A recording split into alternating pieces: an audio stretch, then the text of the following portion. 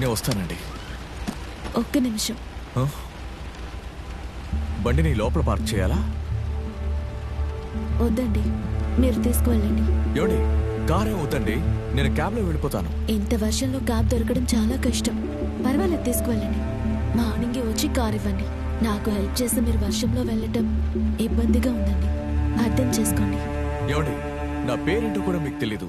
నేను ఉదయం వచ్చి కారు ఇవ్వకపోతే ఏం చేస్తారు?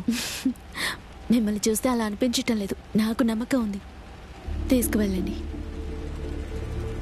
మనుషులకి మనుషులే సాయపడాలండి. ఇప్పుడు మీరు చేస్తున్నట్టు. ప్లీజ్ తీసుకువెళ్ళండి.